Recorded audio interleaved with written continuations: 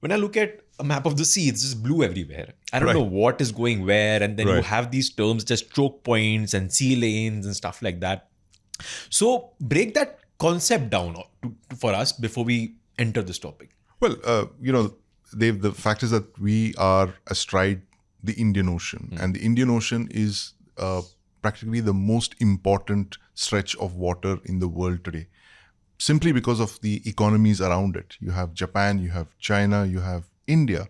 That's 3 of the 5 biggest economies in the world around this Indo-Pacific, if you can call it. The Japanese, of course, are a little further towards the Pacific, but it's China and it's India, and you have the Indo-Pacific.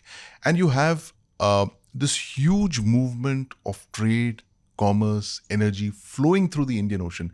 It's just, imagine it as a gigantic oceanic expressway that's moving from the Malacca Straits near south of Sri Lanka and towards the Cape of Good Hope and towards West Asia. It's just this huge pulsing oceanic highway through which hundreds of thousands of ships pass every year.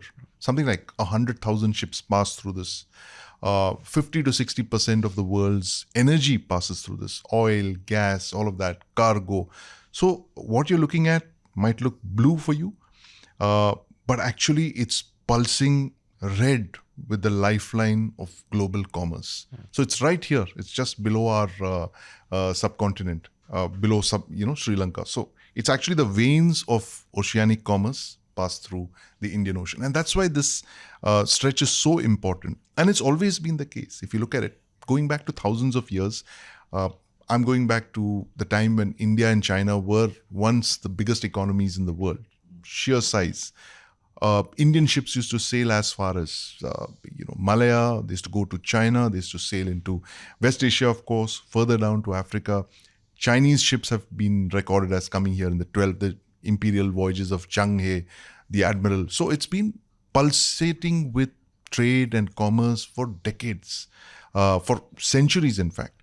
And today we are coming back to that old time when India and China were once the most prosperous trading nations. We are returning to that time where India is the 4th largest economy, soon to be the 3rd largest economy. China is, of course, the 2nd largest, soon to be the largest economy. So the Indian Ocean then once again becomes really important. And it's not just trade, Dave. It's also important because of naval presence. Like, as you know, the PLA Navy is the largest navy in the world in terms of sheer number of warships. It has something like 400 warships all told.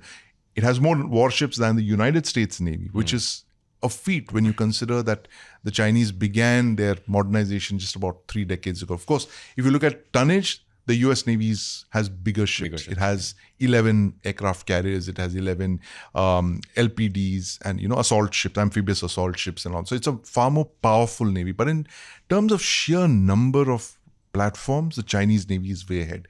So they're doing it because the Indian Ocean is extremely important for them. A lot of their energy passes through the Indian Ocean. They, of course, draw all their something like 50 to 60% of their oil, gas flows in through West Asia, and it passes through all the choke points around the Indonesian islands. Now, the choke points, as the terminology suggests, is a point that can be choked, which is why when you have this large number of ships then suddenly coming into this constricted area, that becomes a choke point. The Malacca is one choke point. It's just about 900 kilometers long. You have other such choke points around the Indonesian islands, Sunda, Lombok, Umbai Vetar. So that's a total of 4 choke points which connect the Pacific Ocean to the Indian Ocean. Right. So that's when these areas become so vital to global commerce, simply because they're so narrow and they're straits. They're literally surrounded by land masses on both sides.